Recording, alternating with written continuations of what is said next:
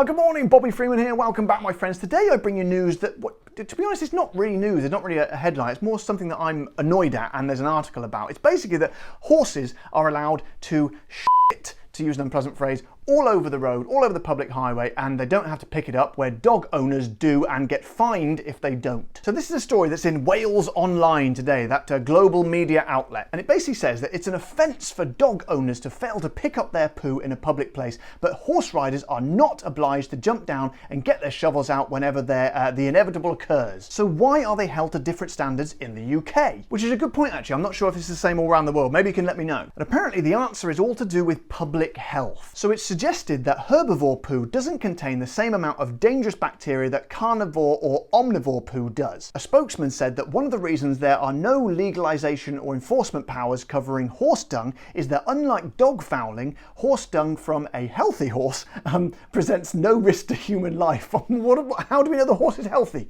That's a good point. Are they saying that an unhealthy horse could present a danger to human life? How do we know? How do we tell? I don't know. The science shows that the risks are higher with meat-eating dogs, and as their poo contain bacteria such as Salmonella E. Salmonella E. coli and this is the strangest word I've ever seen, Campylobacter. Campylobacter. That doesn't sound dangerous at all. If it's dangerous, I think they should give it a dangerous or a scary sounding name. That just sounds a little bit fun. Campylobacter. Sounds like a sort of a, I don't know, a German campground. But the thing for me is here, that this argument's been touted a lot, and I don't buy it, to be honest, because, okay, yeah, if you was faced with the terrible choice of, I don't know, come into close contact, touching, let's say, for example, a dog poo or a horse poo, you probably would go for the horse poo because it's less smelly. And I get that, I totally get that. However, I think the danger and the bacteria and the smelliness is offset by the size and the location of the horse poo. Namely because a horse poo is 10 times the size of a dog poo for a start. It's huge, it's like 10 dog poos in one go. And secondly, horses do it all over the public highway. It's so annoying. They just walk along and drop a load of shit all over the road. I come along in my car gets covered in horse poo and it stinks. Not to mention, someone could skid on it and crash their car. Who's going to pay for that? The horse? I don't think so. So this is why that argument to me does not make sense. Yes, you got a smelly dog poo and I would hate to step in it. I would probably prefer to step in a horse poo. However, I think if you are befouling, or I like that word, befouling and leaving detritus on a public highway, you should have to get off the horse. I'm sorry, I don't care. I know it's a bit of a pain to get off your horse. Tough luck.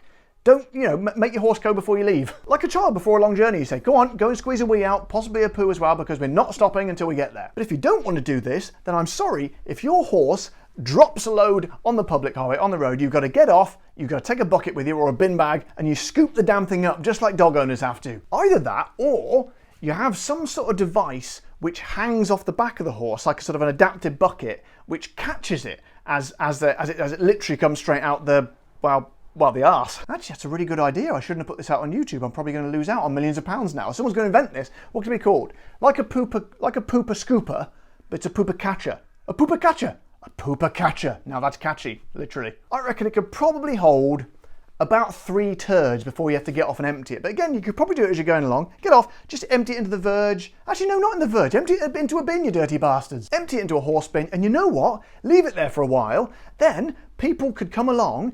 Once it's rotted down and become compost, people could come along, grab a bit, take it home, put it on their flowers, and they'd have a nice bed of roses.